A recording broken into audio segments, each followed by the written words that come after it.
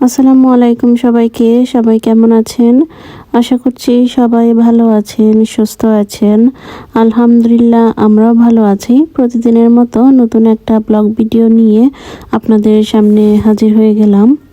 ইদানিং আমি যখন ইউটিউবে ঢুকছি বা ইউটিউবে যখন অনেকের ভিডিও দেখতেছি, তখন দেখা যায় যে যারা বেশিরভাগ ব্লগ ভিডিও করেন তাদের ভিডিও দেখলে এত ভালো লাগে, এত সুন্দর করে সাজিয়ে গুছিয়ে ভিডিওগুলা করেন।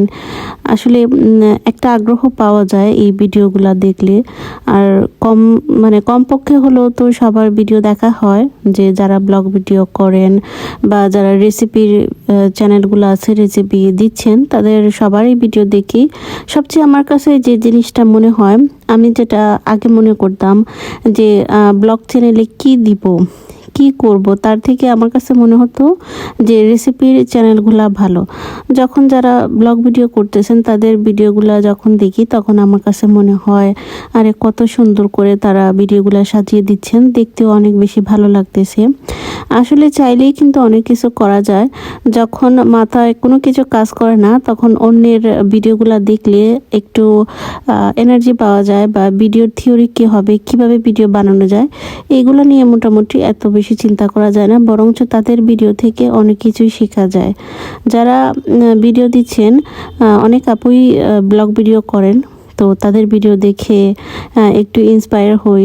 কিভাবে কাজগুলা গুছিয়ে নিচ্ছেন, কিভাবে সংসারের কাজগুলা ধরে ধরে করতেছেন, খুঁটিনাটি সব বিষয়গুলা তারা যেভাবে শেয়ার করতেছেন, ওই বিষয়গুলা যখন আমি দেখি বা ওইটা যখন আমার মাথায় নিই, তখন আমার কাছে মনে হয় যে আমার জন্য ভিডিও করাটা খুবই সহজ হয়ে যায়। আগে আমি ভাবতাম যে ইউটিউবে একটা চ্যানেল খুলে যে কোনো ভিডিও দিলেই হয়তো বা হয়ে যাবে, কিন্তু এখানে দেখলাম যে প্রতিযোগিতা অনেক বেশি। কার থেকে কার প্রতিযোগিতাটা হবে। আমরা যখন ছোটবেলায় ছিলাম, যে পড়াশোনা নিয়ে একটা প্রতিযোগিতা ছিল, তো ইউটিউবে দেখলাম সেই রকম একটা প্রতিযোগিতা। যার চ্যানেলে ভিডিওগুলো ভালো যাবে, মোটামুটি তার চ্যানেলগুলাই কিন্তু র্যাঙ্কিংয়ে থাকবে। তো সবার ভিডিও দেখলে যেটা বোঝা যায় যে ভিডিওর কোয়ালিটি, ভিডিওর যে আমরা যে থাম্বনেল দিই সেটা, তারপরে হচ্ছে টাইটেল, ডেসক্রিপশন, সব মিলিয়েই মোটামুটি অনেক কিছু শেখা যায়।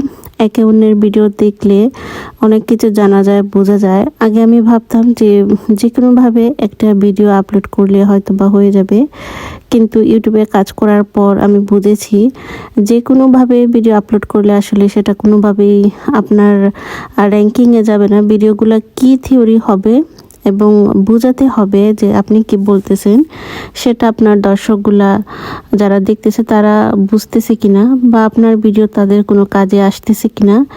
এইরকম অনেক ভিডিও আমি দেখেছি। তো যাদের ভিডিও দেখে মোটামুটি একটা ধারণা নিয়েছি, তো বুঝলাম যে না, ব্লগ ভিডিওগুলো আসলে আপনি যদি ভালো করে করতে পারেন, যে কোনো ভিডিও হোক, শুধু ব্লগ ভিডিও না, যে কোনো ভিডিও যদি আপনি ভালো করে করতে পারেন, ওইটার ভিতর আপনি কিভাবে সাজাবেন, একটা ভিডিও যে আপনি কিভাবে সাজাবেন, সেটা আপনার যে দর্শকগুলো আছে যারা দেখবে তাদের কতটুকু উপকারে আসবে, এ নিয়ে মনে করেন যে ইউটিউবে সেটা লক্ষ্য করে যে এটা ইমপ্রেশনও কিন্তু বাড়ে।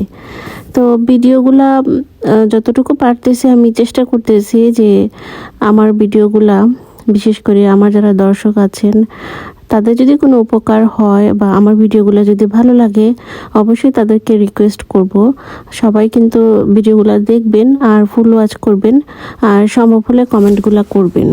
ভিডিওর এই পর্যায়ে এসে সবাইকে আবারও রিকোয়েস্ট করে দিচ্ছি, আজকের ভিডিওটা যদি আপনাদের ভালো লাগে অবশ্যই লাইক কমেন্ট করবেন। চ্যানেলে যদি নতুন হয়ে থাকেন, চ্যানেলটা সাবস্ক্রাইব করে পাশে থাকা বেল আইকনটা চাপিয়ে দিবেন পরবর্তী নোটিফিকেশন পাওয়ার জন্য।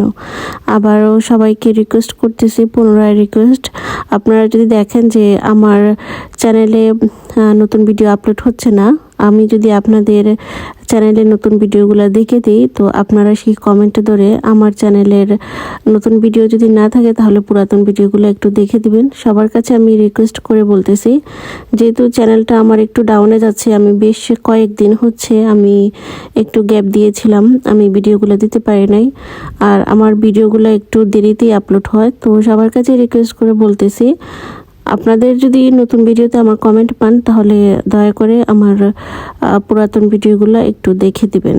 সবাই কিন্তু ঈদ শপিং শুরু করে দিয়েছে। মোটামুটি অনেকের শপিংগুলো দেখলাম, একটু একটু করে সবাই ঈদ শপিংগুলো করে নিচ্ছেন। আপনাদের যখন দেখি আপনারা এত হাসি খুশিভাবে ভিডিও ঈদ শপিংগুলো করতেছেন, তখন না আমার সেই ছোটবেলার কথা মনে পড়ে যায়।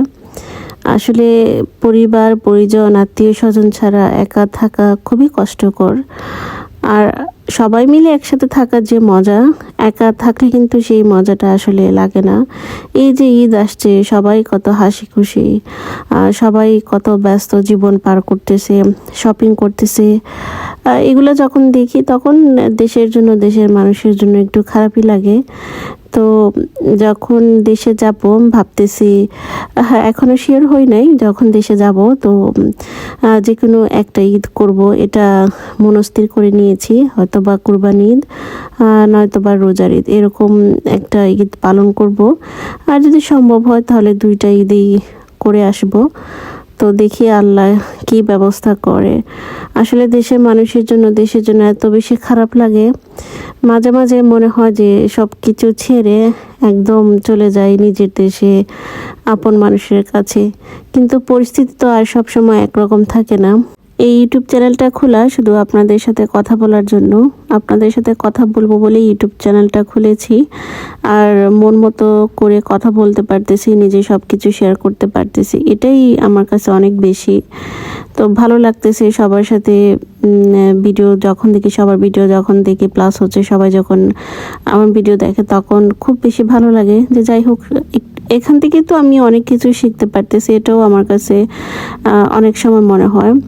তো যাই হোক, ভিডিওর প্রায় শেষ পর্যায়ে চলে এসেছি। আজকের ভিডিওটা আপনাদের কাছে কেমন লাগলো অবশ্যই কিন্তু আমাকে কমেন্টে জানাবেন। আর রমজানের দিনগুলো তো প্রায় আস্তে আস্তে করে চলে যাচ্ছে, মনে হচ্ছে এই সেদিন আসলো আবার চলে যাচ্ছে। তো সবাইকে আবারও রমাদানের শুভেচ্ছা। সবাই পরিবার পরিজন আত্মীয় স্বজন নিয়ে আপনারা ভালো থাকুন, সুস্থ থাকুন। আর প্রত্যেকের দোয়াতে প্রত্যেককে রাখবেন, আমার জন্য দোয়া করবেন। তো আজকে এ পর্যন্তই। সবাই ভালো থাকুন, সুস্থ থাকুন। আল্লাহ হাফেজ। আসসালামু আলাইকুম।